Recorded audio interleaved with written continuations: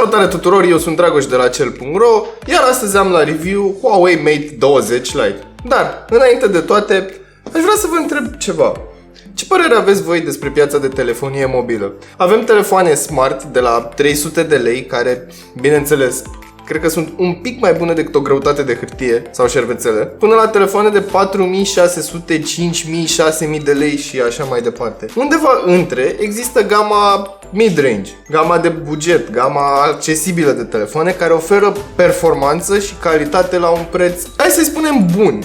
Așadar, haideți să vedem ce poate Mate 20 Lite să ofere la prețul de 1700. Deci în jurul prețului de 1700, ce primești față de Pocophone. Dar înainte de toate, nu uitați să vă abonați și să activați notificările pentru a fi la curent cu cele mai noi prezentări. Haideți să desfacem cutia și practic mai întâi să ne focusăm sau să ne îndreptăm atenția spre ambalaj în sine și ceea ce primești pentru bani. Adică ai o folie de plastic, cheița pentru SIM, maculatură și atât. În cutie ai telefonul mobil într-o folie, Quick Charge 5V 2A. Asta e drăguț, dar câte telefoane nu mai au Quick Charge în ziua de astăzi? Aici am un cablu de alimentare USB tip A la USB tip C. Drăguț din partea Huawei să includă o pereche de căști. Nu este cea mai bună pereche de căști, dar ai un microfon, poți folosi hands-free-ul, adică e decent. Uite, de exemplu, Xiaomi nu include nici la telefoanele scumpe căști în pachet. Bun, haideți să vedem și telefonul cum este. Bun, la prima vedere am pornit telefonul ăsta înainte, ca să știți. Să nu spuneți că ei, Dragoș, de unde e telefonul pornit dacă abia l-ai deschis? Nu, l-am deschis înainte și l-am butonat înainte, deoarece voiam să văd ce se întâmplă cu telefonul ăsta. Ei bine, îmi place ecranul. Este destul de luminos, destul de sharp, pot spune. Îmi plac culorile, îmi place unghiul de vizualizare. Dacă nu mă înșală privirea, are un aspect mai mare decât 18:9. Ia să ne uităm. Dacă toți sunt la capitolul ăsta, are așa 6,3 inch, 1080 pe 2340 de pixeli și are 19,5 pe 9. Ce avem înăuntru? Avem un procesor in-house, Kirin 710. Este făcut de cei de la Huawei, cu 6 GB RAM și mi se mai pare un lucru interesant, vine doar cu 64 de GB. Atât, deci asta primești, 64 de GB cu 6 GB RAM și microSD până la 256. Până acum, pentru un telefon de mijloc, mi se par niște specificații foarte bune. Adică, ce putea să iei la 1800 mai bun de atât? Nu prea ai ce. Avem așa, o cameră duală pe spate, de 24 de megapixeli, cu 2 megapixeli cea pentru crearea efectului de adâncime. Îmi place timpul pe care l-au investit în dezvoltarea aplicației de cameră. Oarecum se aseamănă cu cea de la Huawei P20 Pro sau P20. Am tot felul de opțiuni, cu inteligență artificială, portret 3D. Am până și e o combinație de Animoji de la Apple. Să vedem dacă te recunoaște.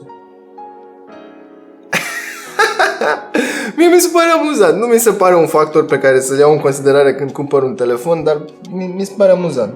Bun, revin la interfață. În primul rând am exact același Emotion UI, spre deosebire cu un singur lucru. Când dau aici în stânga, dacă poate că te vadă, am Google Feed. De ce am Google Feed? Pe mine mă deranjează faptul că am Google Feed, pentru că mă obligă oarecum să folosesc Google Assistant. Poate eu nu vreau să folosesc mereu Google Assistant. Sau, de exemplu, când dau pe Home și cumva îl țin mai mult apăsat, se lansează din nou Google Assistant. Am observat asta la multe telefoane, nu m-a deranjat până în momentul ăsta, dar de data aceasta mi se pare că Huawei a renunțat la anumite chestii, spre deosebire aplicația de mesaje. Uite cum e. Este aplicația lui Google. De ce? Mie îmi plăcea aplicația lor de mesaje. În fine, trecând mai departe la camera de pe față. Și ea este de 24 cu 2 megapixeli, deci avem și pe față o cameră duală. Am uitat să menționez, pe spate avem diafragma de 1.8. La capitolul fotografie stăm destul de bine, camera reușește să capteze imagini destul de clare și cu un nivel de detaliu foarte ridicat. În ceea ce privește efectul de bokeh, camera de 2 megapixeli intră în scenă și reușește să facă background-ul să fie cât se poate de blurat, scoțând în prim plan subiectul. Hai să vedem cum s-a descurcat și în testele sintetice, și anume 137.677 de puncte în AnTuTu, iar în Geekbench 4, imediat să se încarce aplicația, History, 1587 de puncte în single core și 5534 de puncte în multicore. Sincer, pentru un telefon mid-range mi se pare foarte bine.